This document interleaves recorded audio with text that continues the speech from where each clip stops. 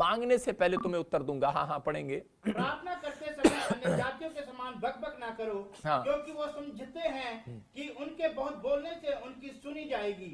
इसीलिए तुम उनके समान ना बनो, क्योंकि तुम्हारा पिता तुम्हारे मांगने से पहले ही जानता है कि तुम्हारी क्या क्या आवश्यकताएं हैं। देखो यहां पर लिखा कह रहा तुम्हारा पिता तुम्हारे मांगने से पहले ही जानता है कि तुम्हारी क्या आवश्यकता है। एक जगह यशायाह में लिखा कि तुम्हारे मांगने से पहले मैं तुम्हारी सुन लिया करूंगा। तो परमेश्वर का आत्मा कह रहा है क्यों, रीजन क्या है, कह रहा है क्योंकि उसको पता है, कह रहा तुमने डिपॉजिट किया हुआ है। हालेलुया। मैं कह रहा हूं कि जब अब्राहम थक गया और उस समय वो निराश हो रहा था, तो परमेश्वर ने कहा कि अब्राहम कह रहा कि तेरे मांगने से पहले मैं तुझे उत्तर दूंगा। क्यों दूंगा? मैं प्रभु से पूछ रहा था, परमेश्वर तू कह रहा कि पहले कहता है प्रार्थना करो, बाइबल में नए नियम में, फिर पुराने नियम में पढ़ता हूं तो वहां लिखा मैं तेरे मांगने से पहले उत्तर दे दूंगा। तो हम प्रार्थना न करें तो हमारे मांगने से पहले उत्तर कैसे दे देगा? परमेश्वर के आत्मा ने मुझे कहा जिन लोगों ने डिपॉजिट किया हुआ है बड़े दिन से, याद रखना, जिन लोगों ने प्रार्थनाएं सालों साल से की हैं और मांगा नहीं कुछ भी, लेकिन प्रार्थना ही करते जा रहे हैं, जिन लोगों ने दान दिया है परमेश्वर को और भेंट दिए, दशमांश दिए और मांगा ही नहीं परमेश्वर से कि परमेश्वर तो मुझे गाड़ी दे दे, बंगला दे दे, झोटा दे दे, गां दे दे, ये दे दे,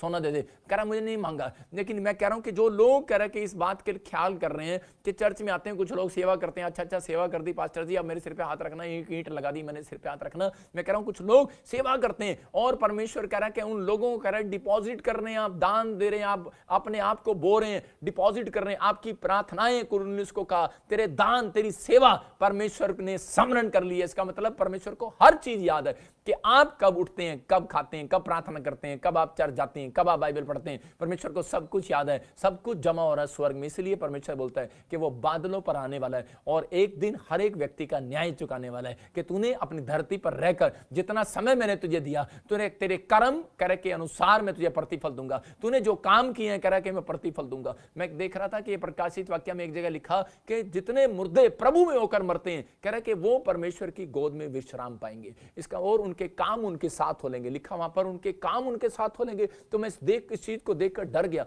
कि परमेश्वर तूने हमारे कामों को भी देखना परमेश्वर। इसका मतलब कि परमेश्वर देखता है, कह रहा कि मुर्दों के कामों को देखा उसने, जो धरती पर आपने काम किए, आप परमेश्वर के अपने कामों के कारण गोद में जाएंगे। मतलब जो आपने अच्छे काम किए तो परमेश्वर की गोद में जाएंगे, वरना नहीं जाएंगे। क्या डिपॉजिट करके जा रहे हैं आप धरती पर? कह रहा जैसा बोएगा वैसा काटेगा, जैसा डिपॉजिट करेगा वैसा तुझे मिलेगा। इसलिए अपने अंदर एक फीलिंग्स लेनी है कि परमेश्वर तू मुझे आशीष दे एलीशा की तरह। कि एलीशा प्रार्थना करने वाला योद्धा था, वो गया अपने माँ बाप को छोड़कर, उसने अपने माँ बाप परिवार चिंता छोड़कर एलिया के पास करा प्रार्थना करता रहा। किसान का बेटा था लेकिन वहां पर बीज बोता रहा और प्रार्थना करता रहा। वो बोलता था बेउल बेटे तुझे क्या चाहिए, क्या चाहिए? करा कुछ नहीं, बस तेरी सेवा करनी है, सेवा करनी है। और ऐसे व्यक्ति ने जब डिपॉजिट किया तो उस समय जब एलिया जा रहा था और वो दुगना डिपॉजिट उसको देकर गया, अपनी अनॉइंटिंग भी उसको देकर गया। और एक जगह पर हम देखते दूसरा राजा उसके 4:1 में कि एलीशा का जो चेला था, जो उसका सेवक था, जो उसके चर्च में रहकर उसकी सेवा करता था,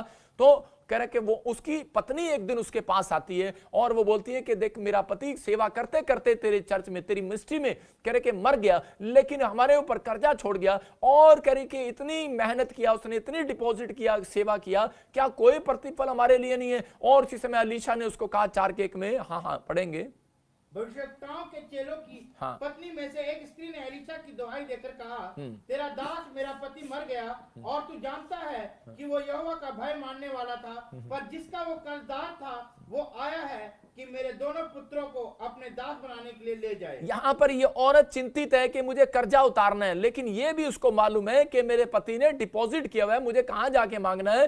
अरे परमेश्वर से तो मांगना ही है, लेकिन परमेश्वर मिलेगा कहां? चर्च के अंदर, और प्रॉफिट के पास मिलेगा। और वो प्रॉफिट के पास गई और वो बोलती है कि मेरे पति ने इतनी सेवा किया, इतना डिपॉजिट किया, अपने आप को डिपॉजिट किया। मैं कह रहा हूं अगर हम सेवा कर रहे हैं ना, यहां पर मैं कह रहा हूं कि हम डिपॉजिट कर रहे हैं परमेश्वर के सामने, एक ना एक दिन तो वो प्रतिफल देगा परमेश्वर।